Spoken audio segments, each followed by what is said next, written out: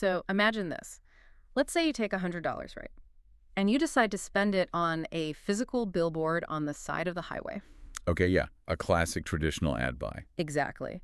But then the ad agency comes back to you and says, hey, good news, the billboard is up, but just so you know, we actually took $64 of your $100 budget. Wow.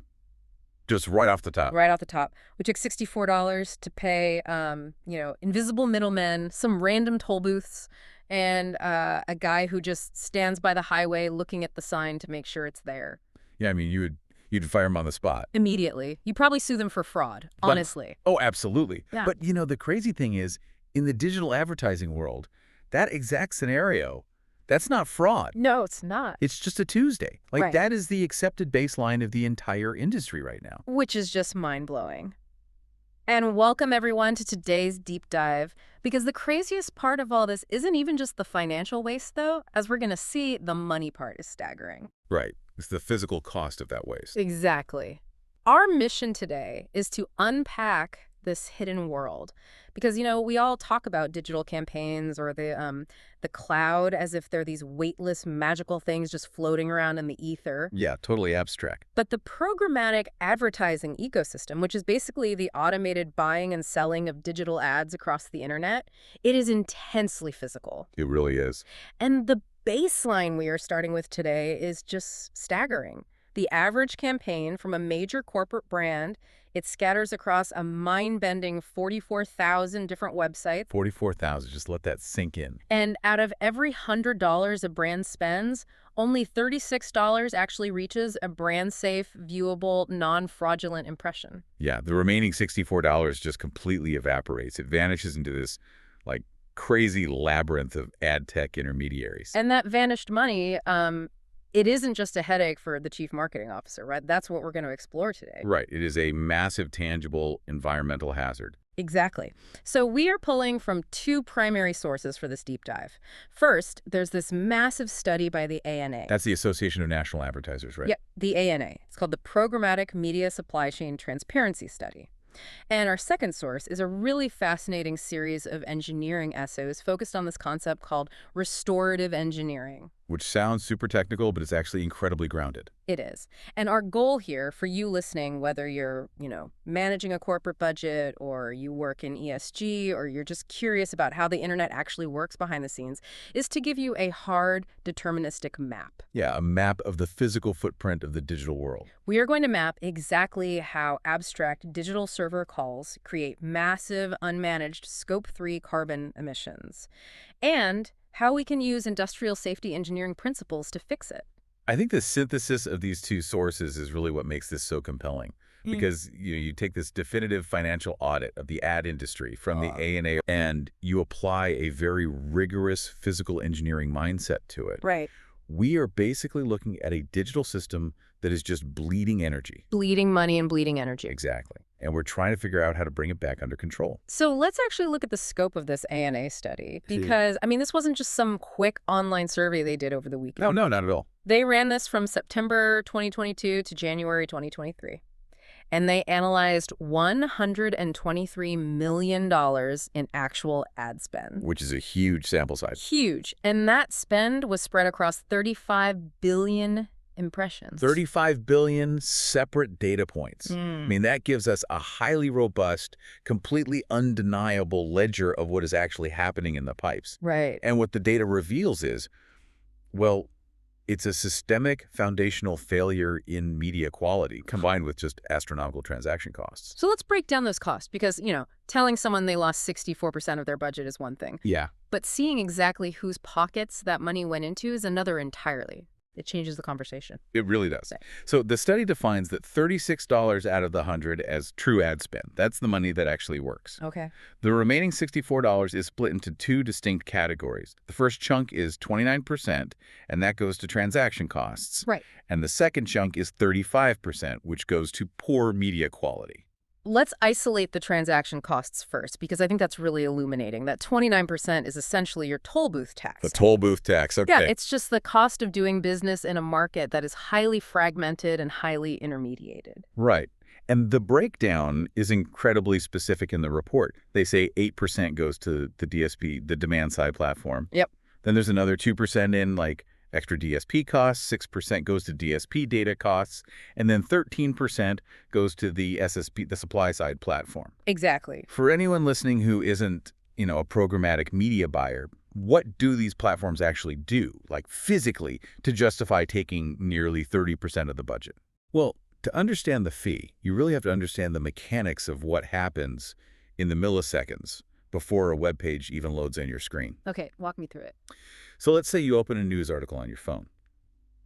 In the tiny amount of time it takes for that page to render, this incredibly complex financial auction takes place. Just in the background. Right. The publisher's website uses a supply-side platform, an SSP. And the SSP essentially shouts out to the digital market, hey, I have a user here. They fit this specific demographic profile. Who wants to show them an ad? Okay, so the SSP acts like the auctioneer for the website. Correct. Now, on the other side of the transaction, you have the demand-side platform, the DSP. Advertisers use the DSP to set up all their rules. Like targeting rules. Yeah. They'll say, I want to reach people interested in sports, and I'm willing to pay up to $2 for their attention. So the DSP is just constantly listening to all these different SSPs, evaluating billions of bid requests every single day. Wow. And when it finds a match? It fires off a bid. The SSP evaluates all the incoming bids from various DSPs, picks the winner, and then tells the web page whose ad to display. And you said this all happens before the page even loads. Yes. All of this happens in less than 200 milliseconds. That is insane. It's essentially high-frequency trading, but for human eyeballs. That is exactly what it is. But here's the catch.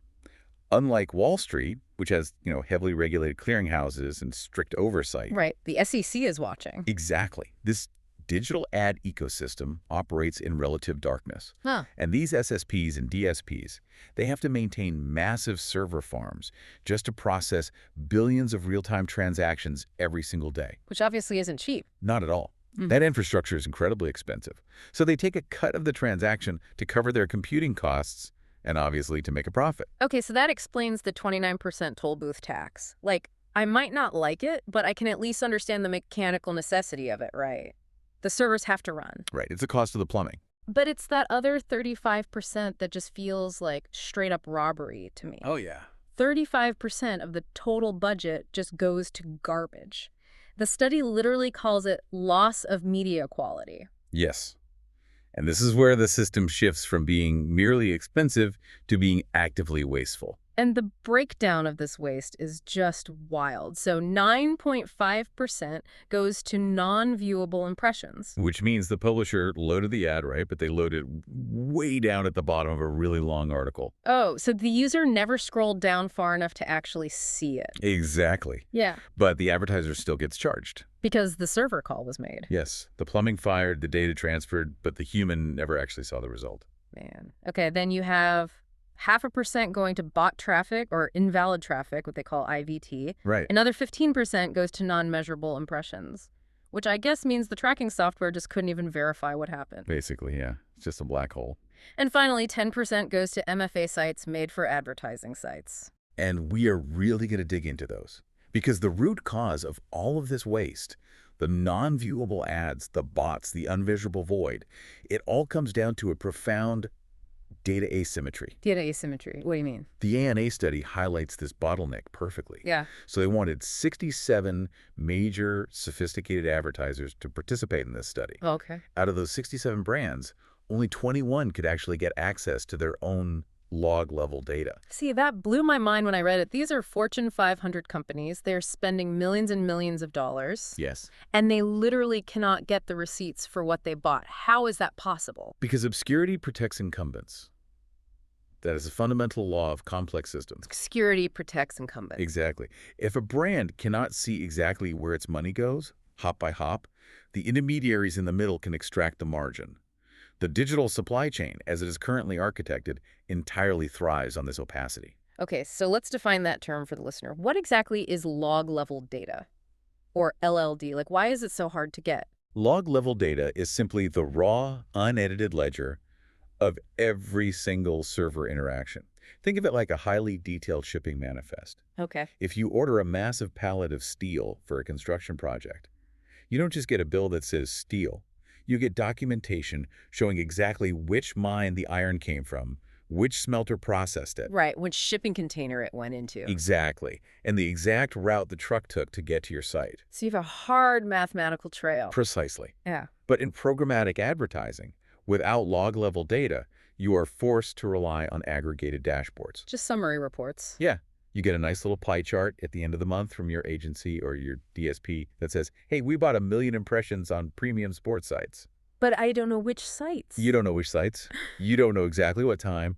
And you have no idea how many middlemen took a cut before the ad actually rendered. Dashboards are inherently optimistic. Oh, I like that. Optimistic dashboards. Well, they're designed by the very platforms selling you the media to make you feel good about the transaction. It's basically grading your own homework. The platform taking the fee is also the platform telling you how great of a job they did. Exactly. And the ANA study identified that if advertisers could actually get this LLD data and, fix the plumbing, there is a $20 billion efficiency opportunity here. $20 billion. $20 billion currently just vanishing into the ether. And this is where the conversation really has to shift. Because understanding how the money disappears naturally forces us to look at where it is going. Right, because it doesn't just cease to exist. No, those vanished dollars aren't just sitting idle in a bank account. If that 35% of the budget is vanishing, it has to be funding something. And what the data shows is that it's funding a dark web of clickbait that is quietly churning through massive amounts of physical electricity. Which brings us to the MFA sites. Made for advertising websites. Yeah, let's talk about MFAs, because the study states that 10% of total ad spend goes here, but it actually represents 21% of all impressions. So a massive volume of the actual ads being shown out there on the internet are landing on these specific sites. What exactly is an MFA? An MFA site is essentially a digital wasteland. They are websites that exist for one reason and one reason only: ad arbitrage. Ad arbitrage, okay. Yeah. They don't have a real organic audience. They don't produce original high-quality journalism or entertainment. They feature incredibly high ad-to-content ratios. Like when you click a link from social media and the article is just like a single sentence, but it's surrounded by 12 flashing banners. That is exactly what it is. Yeah. They rely entirely on paid clickbait traffic. They buy cheap traffic from social media platforms using super sensationalist headlines, and then they funnel those users to a page that is completely littered with ad slots. And the content itself. Oh, it's usually just scraped from other sites or nowadays generated by low-level AI. But how do they actually make money? I mean, if the content is garbage, why are premium advertisers paying for it? Because of the mechanics of how they operate out of sight. MFA sites use highly aggressive auto-refreshing technology. Okay, what does that look like? You land on the page, right? And there might be 20 ad slots. But those slots don't just load once and sit there. They might be programmed to refresh every 10 seconds. Oh, wow. They also use hidden video players. Wait, what does that mean, a hidden video player? Imagine you are on a site, maybe looking at a slideshow of, like, celebrity homes. Classic clickbait. Right. Somewhere on that page, perhaps at the very bottom, where you haven't scrolled or even loaded into a 1x1 pixel frame that is completely invisible to the naked human eye. No way. Yes. A video player is running, and it is constantly fetching and playing high-definition video commercials. In a 1x1 pixel. Yep. The advertiser's system registers that a video ad was successfully served and played on a web page. So the advertiser gets charged. Yes. The system assumes a human watched it. But the reality is it played in an invisible box while the user clicked through some slideshow. It is a purely mechanical financial extraction loop. And the scale of this is terrifying. In the study sample alone, which remember was just a few months, $18.5 million went to MFAs. That's massive. But here is the critical part for our deep dive today: the environmental cost. The source material notes that MFA sites emit 26% more carbon dioxide than standard legitimate publisher sites. And to understand why, this requires us to break down the actual physics of the internet. Because, as we said earlier, we tend to think of the cloud as this weightless, ethereal thing. Right. It is not. The cloud is millions of massive air-conditioned warehouses full of specialized hardware connected by thousands of miles of fiber optic cables running along the ocean floor. Right, the internet is physical. Highly physical. Okay. Every single time a digital action occurs, every time an ad bids, every time an ad loads, every time a pixel fires to track that ad, It requires a physical server ping. It requires electricity. Exactly. Now, picture that MFA site we just talked about. You land on the page, there are 20 ad slots. Each of those slots reaches out to multiple supply-side platforms. Oh. Each of those SSPs reaches out to dozens of demand-side platforms. The DSPs run their complex algorithms to evaluate the user. That is hundreds, potentially thousands of server calls for a single page load. And then the MFA site auto-refreshes those 20 slots 10 seconds later. And the entire option happens again. You are multiplying those server calls exponentially. Oh, man. All of those data centers have to process the logic, they have to draw power from the grid, and crucially, they generate heat. Which means cooling. Exactly. They require massive industrial cooling systems to keep the servers from melting down. Redundant ad tech resellers, all querying each other in this frantic loop, turn a simple digital transaction into a massive tangible carbon footprint. So you are literally burning coal to power servers so that a machine can sell a fake ad to another machine while the human user has already closed the tap. That's exactly what is happening. But why are media buyers buying this? I mean, the study points out this trap. They call it the quantity versus quality trap. It notes that nearly 50% of impressions are bought for less than a $3 CPM. Which is cost per mil, or cost per 1,000 impressions. Right. So advertisers are clearly prioritizing sheep reach. They want to show their boss, hey, I got 10 million impressions for a tiny budget. Yeah, vanity metrics. But if a $3 CPM buys you an ad that auto-refreshes in an invisible pixel, it isn't cheap. No, not at all. Its actual value to the brand is zero. Yeah. It's infinitely expensive because it does nothing. It is a complete illusion of a bargain. And it is perpetuated by the structure of the open marketplace. When media buyers purchase inventory on the broad open web, what they call the OMP, they are fishing in an ocean that is heavily, heavily polluted. How polluted? Well, the study found that even on the open marketplace, there is a 35% higher chance of hitting an MFA site compared to controlled environments. Wow. The open market is just flooded with this inventory because it is incredibly cheap to produce. And as we discussed, it's very easy to disguise if the buyer doesn't have the log-level data to trace the routing. So we have a system that is financially bloated, operating in near total darkness, and directly causing physical and environmental damage through unnecessary carbon emissions. That is the situation, yes. If that is the problem, just building a better dashboard or sending a strongly worded email to the ad agency isn't going to fix it. No, it requires a completely different operational mindset.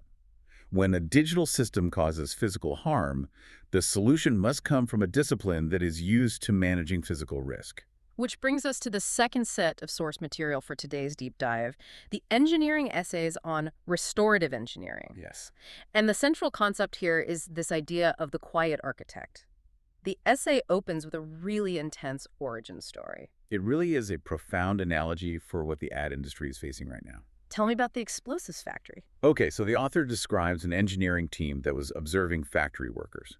But these weren't, standard assembly line workers putting together cars. They were handling explosives. Yeah, the text is so vivid. It says the workers moved like people holding their breath. Fear wasn't just a reaction for them. It was the absolute baseline of their daily shift. Right. Every single time they touched a component, there was a non-zero chance of a catastrophic physical event. Just boom. Exactly. So this engineering team, they didn't just try to train the workers to be, more careful. They didn't just hand them a new checklist. Which is what we usually do in corporate environments, right? Just add a checklist. Right. Instead, they engineered a robotic process to absorb that specific, terrifying physical risk. They built a robotic arm to handle the explosives, physically removing the human from the immediate blast radius. And the author makes a brilliant observation here. Yeah, that while the financial savings and the efficiency metrics, which obviously improved, mattered to the corporate executive board. Right. What mattered to the engineer was the text message the worker could send home at the end of the day. I reached home safe tonight. Exactly. Yeah. I reached home safe. And the essay calls this restorative engineering. Yeah. The philosophy that real technology does not exist simply to replace people or to extract more margin. Its ultimate purpose is to restore them. To restore their safety, their capability, their dignity. It bridges physical mechanics with digital logic. Exactly. And the author argues that we must force this exact standard of physical safety and industrial efficiency onto our digital infrastructure. Okay, but Because right now, as we established with the MFA sites, the programmatic supply chain just bleeds energy. It is a wildly inefficient mechanical system. Wait. I have to push back here a little bit. You want to apply factory safety engineering, like literal explosives, factory engineering to internet ads. I know how it sounds. That sounds incredibly dramatic. I mean, nobody's losing a limb over a banner ad for a pair of sneakers. You're completely right. The immediate localized human risk is zero. Yeah. A redundant server call isn't going to blow up an office building. Right. However, we have to look at the macro scale.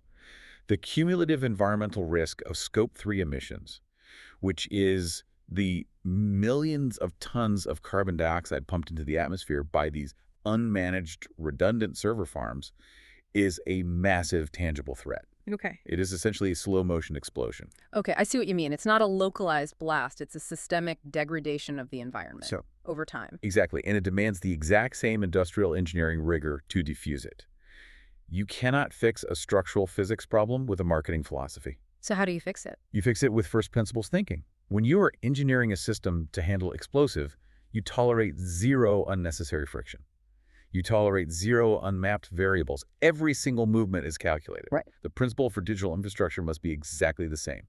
Energy requires justification. Oh, I like that. Energy requires justification. You must treat every single server ping as a physical engine turning over. If that engine does not drive the vehicle forward, if that server call does not result in a viewable, brand-safe impression for a human being, you turn it off. Period. No exceptions for cheap reach. No exceptions. The essay grounds this high-level theory with a really funny, kind of humanizing detail, too. The engineer writes, "Mom still thinks I fix office printers. She's not entirely wrong, though." It's a great line. It perfectly highlights the contrast between this abstract, high-level digital architecture and just grounded physical reality. At the end of the day, the internet is just a bunch of very complicated machines that need to be fixed so they stop hurting us. It's plumbing. It is industrial maintenance on a global digital scale. But to perform that maintenance, you need to be able to see the pipes. Which brings us right back to log-level data, LLD. If we are treating digital waste like a physical hazard, LLD is the microscope. It is the diagnostic tool. Right. If the programmatic ecosystem is murky water, LLD is the filtration system. We touched on it earlier, but let's define the mechanics of it more clearly now. Yeah, let's get into the how. Impression log-level data is not an aggregated summary. It is the molecular truth of the event. It is a forensic receipt. If I'm buying a digital ad, my agency usually just tells me, we spent $10,000 today, and I just have to trust them. Right. But the log-level data tells me, at 2:04 p.m., a user in Chicago opened this specific URL. SSP number 4 requested a bid. DSP number 2 responded with a bid of $1. The ad loaded, the video player was visible on the screen for 3 seconds. Exactly. It gives you the entire physical routing. Yes. And the ANA study utilized a specific platform called Fiducia, which operates something called Tag TrustNet to handle this analysis. Because remember, we're talking about 35 billion impressions in this study alone. Yeah, you cannot analyze that in an Excel spreadsheet. No. So what does Tag TrustNet actually do with all that data? Their capability is automating the deterministic reconciliation of this LLD. They basically act as a neutral clearinghouse. Okay. They take the millions of rows of raw data from the brands, they take the logs from the agencies, the logs from the DSPs, and the logs from the SSPs, and they mathematically match them up. Like checking everyone's ledgers against each other. Exactly. They look for the exact same transaction across all the different ledgers to provide a unified, undeniable record of every single impression. So how does this actually map the supply path? Like, how does it solve the problem of the 64 lost dollars we started with? Let me walk you through the actual process of an audit. Perfect. First, you ingest the log-level data into the system. Second, you parse the routing. You look at exactly which servers talk to which servers. This immediately exposes the redundant reseller loops. Wait, what does a reseller loop actually look like in the data? So, in a clean transaction, the publisher talks to one SSP, which talks directly to the DSP. Boom. Done. But in the log data, if it's messy, you might see that intermediary A sold the impression to intermediary B, Okay. who then sold it to intermediary C before it finally reached the buyer. And each of those hops? Added latency, burned server energy, and most importantly, took a fee. They're just passing the same digital asset around in a circle to extract rent. Exactly. It's rent-seeking behavior. Yeah. So the third step of the audit is isolating the MFA domains. Because you have the raw data, the MFAs cannot hide behind those aggregated reports anymore. Right. If an agency report just says, premium news network, The LLD will show the actual URL of the clickbait site. You see their domain names clear as day. Yes. And finally, once you have mapped the routing and identified the garbage domains, you measure the redundant server calls. Now, once you map it, you can strip out the arbitrage domains and you can sever those redundant loops. You literally tell your DSP, do not bid on anything coming through intermediary B or C. Precisely. And this is how you bridge the gap between the marketing department and the executive boardroom. The CMO and the ESG board. Right. The chief marketing officer is desperate to save their budget and improve performance. The ESG board, the Environmental, Social, and Governance Committee, is mandated by shareholders to reduce corporate carbon emissions. And usually those two teams are completely siloed. Completely. But log-level data solves both problems simultaneously. You cut the waste, which saves money, and by cutting the waste, you eliminate the redundant server calls, which reduces carbon. It's brilliant. But we have to go back to that terrifying statistic from the beginning. Out of 67 massive, sophisticated advertisers who volunteered for this study, only 21 could actually get their LLD from their technology partners. Yeah. Why is it so incredibly difficult to get your own receipts? Because the intermediaries know exactly what the LLD reveals. If the brand gets the log-level data, the margin extraction is exposed. The game is over. So how do they stop brands from getting it? The ad tech platforms often hide behind privacy claims. They'll say, oh, we can't share the logs because it contains sensitive user data. Or they claim the data set is simply too massive for the brand's internal systems to handle. Which is just a smokescreen. It is entirely a smokescreen to protect their business model. The defining battle of the digital advertising industry right now is data ownership. If you do not own your log-level data, you do not own your supply chain. You are completely at the mercy of your vendors. Okay, so let's say a brand fights that battle. They demand their LLD, they finally get it, and they partner with a platform like Tag TrustNet to map it out. They can finally see the waste. Yes. How do they redefine success? How do they stop their media buyers from falling right back into the trap of buying cheap, carbon-heavy garbage? The ANA study introduces a great framework to solve this. They call it the True KPI framework. KPI meaning Key Performance Indicator. Right. They define a new baseline metric called a true impression, and the criteria for it are exceptionally strict. Right. It can't just be the server fired. Exactly. A true impression must meet 4 distinct conditions. Okay, what are they? First, it must be matched data, meaning the log data from the DSP matches the data from the ad verification vendor. There is a mathematical consensus that the event actually occurred. Okay, fair fact. Second, it must be non-IVT, zero invalid or bot traffic. Third, it must be viewable according to strict standards set by the Media Rating Council, meaning a human actually had the real opportunity to see it on their screen. So no invisible pixels. No hidden pixels. Yeah. And fourth, it must be brand safe. It didn't load next to hate speech or illegal content. And true ad spend, which we mentioned at the start, is simply the actual financial value assigned to those specific true impressions. It's the $36 out of the 100. Yes. Everything else is waste. So the entire operational goal of the marketing department should be driving that $36 as close to 100 as mathematically possible. But achieving that requires changing where you buy, right? Because a lot of marketers might hear all this about MFA sites and bots on the open web and say, okay, the open marketplace is toxic. I'll just shift my entire budget to a private marketplace. A PMP. Yes, a PMP. The logic assumes that because it is invite only and because it usually costs more, it must be premium quality. I love this part of the study because it exposes such a fundamentally human flaw. Right. We always assume the VIP room is better just because there's a bouncer at the door. Exactly.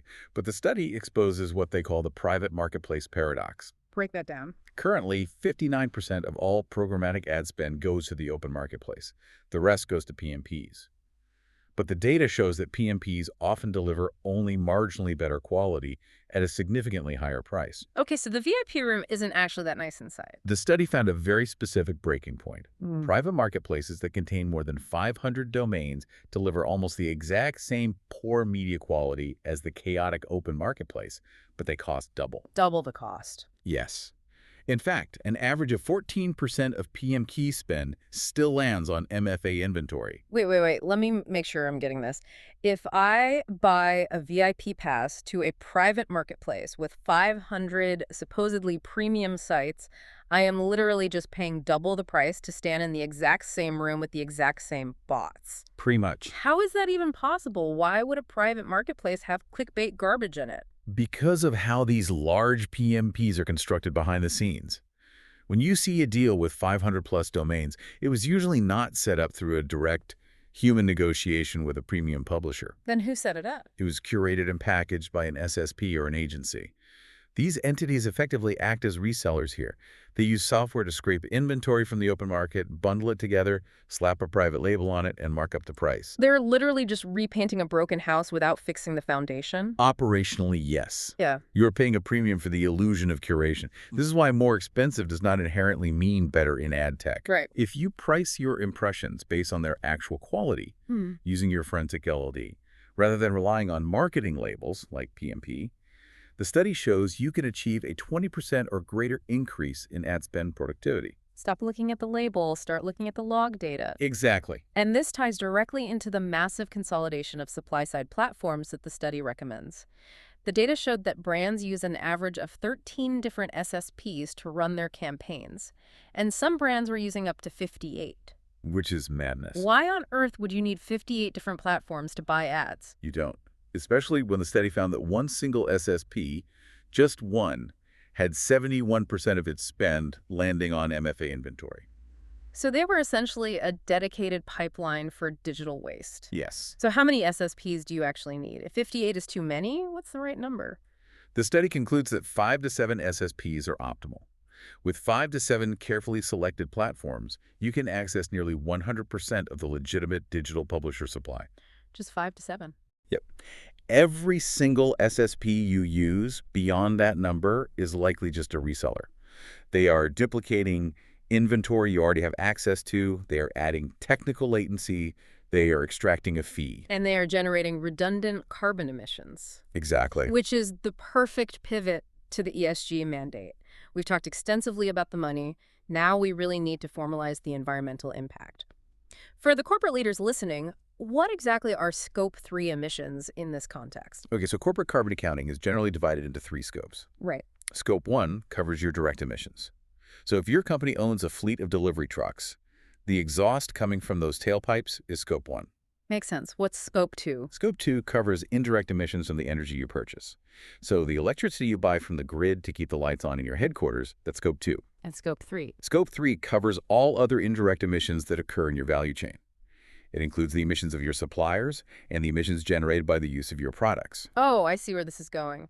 Right. For a major consumer brand or a financial institution or an insurance company, their digital advertising operation is a massive, completely unmanaged Scope 3 emission category. It is the electricity burned by all those external data centers routing their ads. And as we've just established with the SSP consolidation, cleaning up the supply chain directly correlates with lower Scope 3 emissions. It is undeniable math at that point. It is. Fewer hops in the routing equals fewer server calls, which equals less computing power, which equals less electricity burned. Exactly. But the challenge for a corporation is, how do you prove it to your shareholders or to regulators? You can't just say, hey, we bought fewer ads, we're green now. Right, you need proof. This is where the marketing department uses their LLD to formalize corporate reporting. By using platforms that deterministically map the supply path, specialized environmental auditors can provide enterprise ESG boards with verified mathematical reductions in their Scope 3 digital carbon emissions. You aren't guessing. You are showing the exact server calls you eliminated. Precisely. The source text outlines a brilliant strategy for this, actually. They call it the 48-hour asymmetric bet. Yeah, this is a great concept. I love this from the perspective of, like, an auditor or a disruptive tech startup. The strategy is you approach a mid-sized brand, you take just one of their historical ad campaigns, you ask them for the raw log-level data from that campaign, Right. and over 48 hours, your software parses the data, maps the routing, and isolates the MFA domains. You perform the exact filtration process we discussed earlier. Yes. And then you walk into a boardroom, and you immediately present the chief marketing officer with the spreadsheet showing exactly how much of their budget was stolen by arbitrage sites. Which gets their attention immediately. Oh, yeah. And simultaneously, you present the ESG board with exactly how much unnecessary carbon tonnage their unmanaged campaign just pumped into the atmosphere. It is an undeniable value proposition. because it represents the ultimate intersection of marketing efficiency and corporate sustainability mandates. Which usually don't mix. Historically, marketing and sustainability have operated in completely different silos. Marketing wants to spend money to drive growth.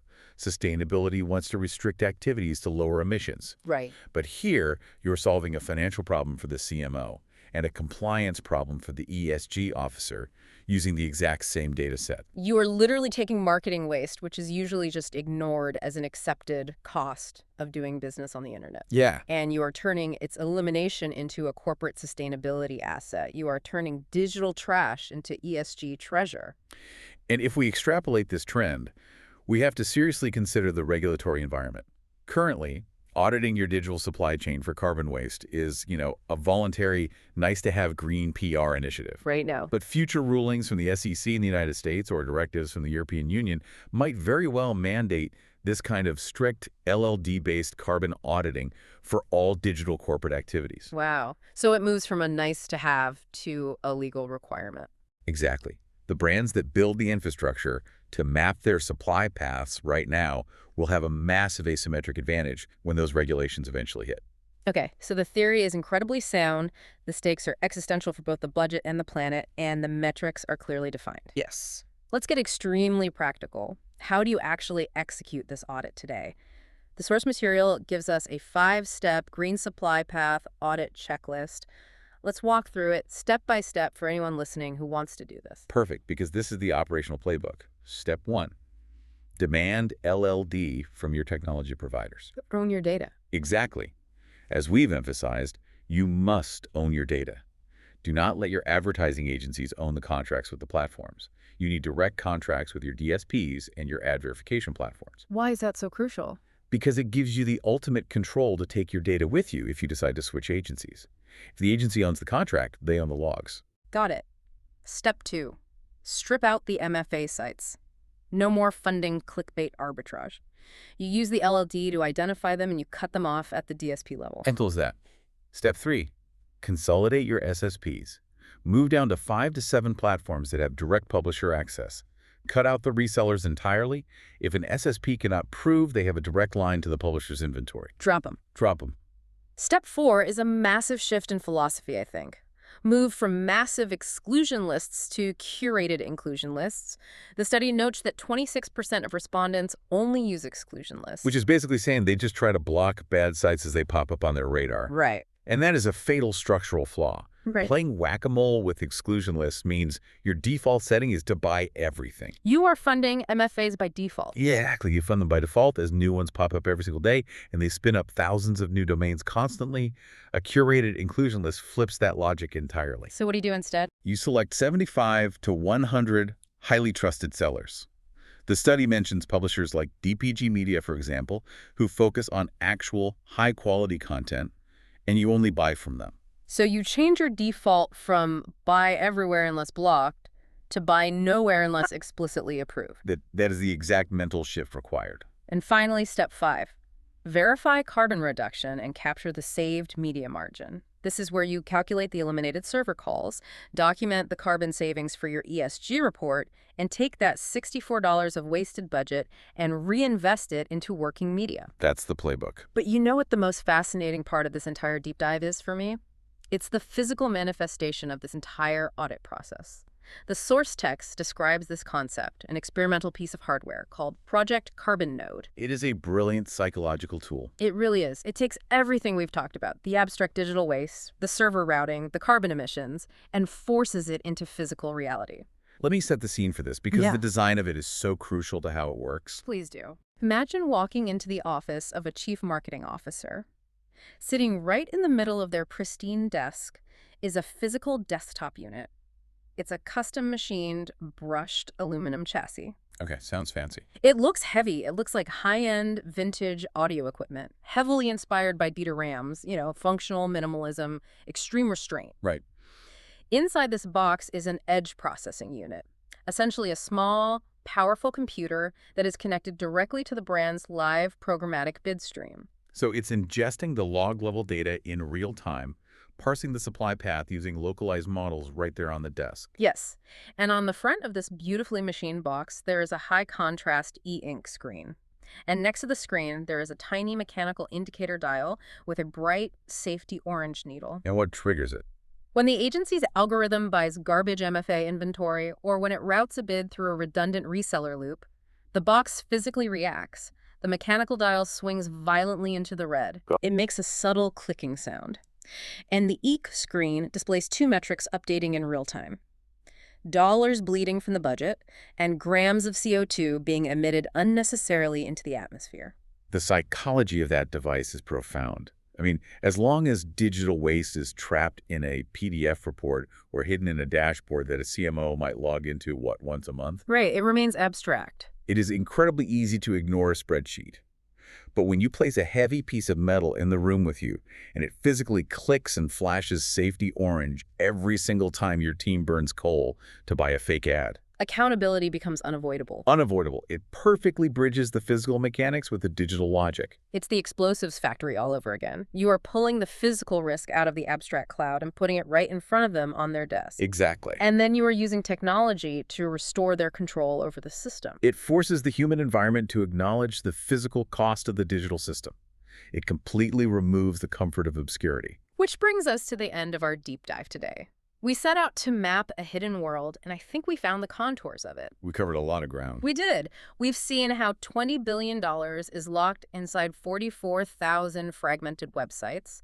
We've traced the physics of how MFA sites and redundant ad tech resellers act as invisible, carbon-spewing middlemen. Yeah. And we've learned how applying industrial safety engineering treating digital waste with the same zero-tolerance rigor as physical risk using undeniable log-level data can simultaneously save massive corporate budgets and the environment. The ultimate takeaway from both the ANA study and the engineering essays is that technology must restore capability, safety, and dignity. Not just extract margin. Right. It should not exist just to inflate vanity metrics on a dashboard while extracting margin in the dark.